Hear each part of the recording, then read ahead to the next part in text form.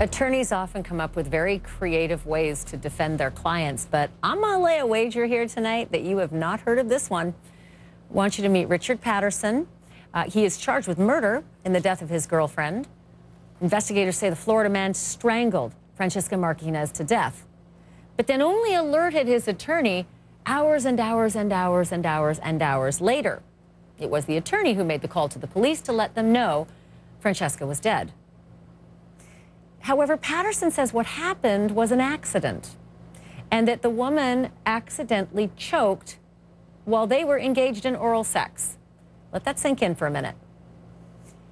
It's true, his attorney has actually filed a motion asking the judge to allow his client, Mr. Patterson, to pull his pants down in court and show his self-described large penis to the jury and some other folks in the court so that they can truly understand that he does have a defense here. He also says if the request is turned down, Mr. Patterson has volunteered to have a mold made of his anatomy so that he can actually show the jurors what he means. Remember when I told you attorneys can get creative? Wow. Ray Caputo is a reporter for News Radio 96.5 WDBO, and he joins me from Orlando. I would be rolling on the floor laughing, Ray Caputo, if it weren't for a woman who were dead at this point and a grieving family who is having to listen to all of this. Do I have the story right, or am I missing a really essential piece here that doesn't make it so awful? Well, actually, you do have the story right. It's one of those quintessential crazy Florida stories.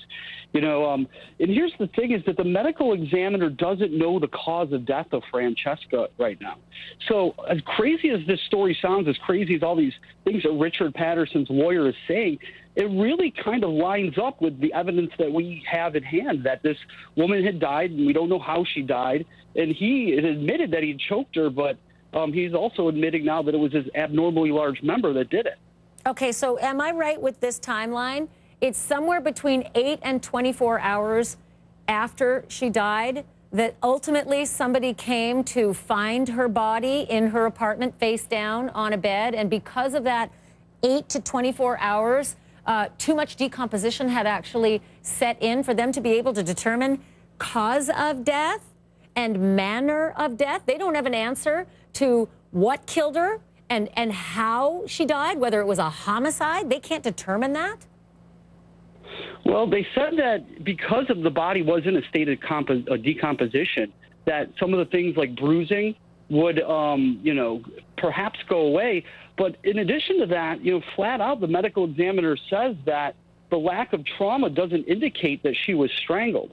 Okay. I want to bring in Ken Padowitz. He's the attorney for Richard Patterson. He joins me live from Davie, Florida. Ken, I'm going to hand it to you. I have not seen anything this creative, I think, in my multi-decade career in covering courts. But I actually see that you might have a case, especially since they don't have a cause or a manner of death. Well, I've been doing this for 30 years, and my client is innocent. And when he came in and told me the story, he is fighting for his life. He is fighting for his liberty. And it's not being creative. What it is the truth. And when the jury in this case next week hears the evidence in the case, and that's what this is going to be about, evidence, and the lack of evidence by the state, and the fact that the medical examiner for the Broward County can't even determine the manner or cause of death, I believe that the jury's going to come back with the right verdict, and that's going to be not guilty. Apart. Stuff that looks open and shuts. Throw the book. I've seen these things fall apart because they don't have that exact cause or manner of death. But I do want to bring up the evidence, because you just said when the jury ultimately, when fully seated and the trial begins, the evidence is not great either. And there are some text messages and some sworn statements that don't look good for your client. Let me read the text that he sent his daughter. He sent this text saying, "Your dad did something really bad last night, and I'm so sorry." And then there was this sworn statement from a friend of his named Holly Graff, 6 days after the death of Miss Marquinez, that said, "I did something terrible. I can't go to jail. I choked her. I choked Francesca." You know, to the average guy like me, juror, potentially. That sounds like your guy was admitting to doing this and not accidentally it happening. I can't pre-try this case in the media. We're going to be having a trial next week, and a jury of his peers from Fort Lauderdale are going to hear evidence. They're going to hear a lot of evidence in this case, and the burden of proof is on the state to prove this case beyond a reasonable doubt. I have an innocent client. I'm going to fight like mad in court to make sure that that jury hears all the evidence, and when they go back in that jury room, they're able to properly deliberate based on that evidence and come back with a verdict that shows justice in this case. I appreciate what you're saying, but I'm going to tell you this. You're going to have to get clinical and you're going to have to get gross. I don't know if you're going to get the opportunity to show your client's member to the judge and to the seated attorneys and to the jury. But you are going to have to explain how a woman who's engaged in oral sex, who is choking and cannot breathe, just simply doesn't push away. Now, how does that happen? The jury in this case is going to hear from a prominent medical expert, the former chief medical examiner for Broward County, Dr. Ron Wright. And he's going to come in and testify. And again, I can't go into exactly what that testimony is going to be, but I can tell you I filed motions in this case, and we're going to be before that jury, and we're going to be asking them to listen intently to all the evidence in this case.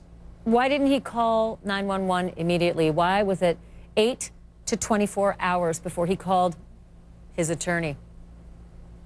There is an absolutely truthful answer to that, and the jury in the trial is going to hear exactly what the reasons were as to how the facts in this case happened. It's a horrible tragedy that happened to this woman that he loved. He's a grandfather and a father, and he's an innocent man. And when the jury hears the evidence in this case, I believe they're going to come back with the right verdict, which is going to be not guilty.